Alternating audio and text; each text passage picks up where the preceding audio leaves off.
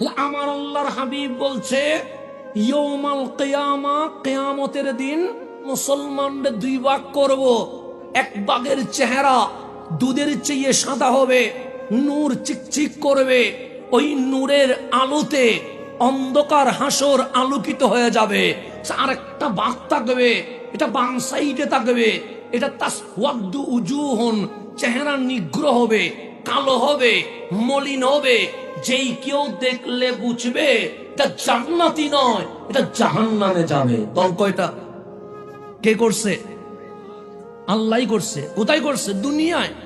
হাসরের ময়দানে হিন্দুর কথা বলে নাই, বৌদ্ধের কথা বলে নাই, চাকমার কথা বলে নাই, ইহুদির কথা বলে নাই, খ্রিস্টানের কথা বলে নাই, নাস্তিকের কথা বলে নাই, আল্লাহ মুসলমানের কথা বলছে। এখন আমার নবীরে জিজ্ঞেস করেন, ইয়া রাসূলুল্লাহ, যাদের চেহারা দুধের চেয়ে সাদা হবে, নূর বের হবে, জান্নাতি হবে, ওরা কারা? হযরতে আব্দুল্লাহ ইবনে আব্বাস রাদিয়াল্লাহু তাআলা আনহুমা বলছে, রেফারেন্স তাফসীর ইবনে কাসির খুলে দেখেন, উনি বলছেন তাবিয়াদ্দু উজুহুন, যাদের চেহারা দুধের চেয়ে সাদা হবে, চেহারা দিয়ে নূর বের হবে, তারা কারা জানোনি? আমরা বললাম কারা?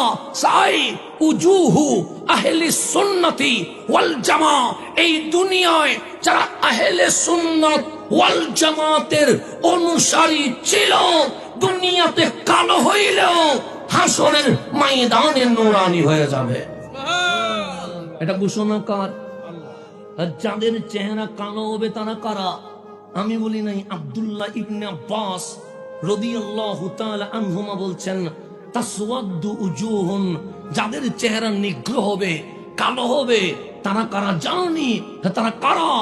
হুমুল খাওয়ারেজ, তাদেরকে খারেজি বলা হয়। এই খারেজিদের চেহারা নিগ্রহ হবে, কালো হবে, বিশ্রী হবে, তারা জাহান্নামে যাবে।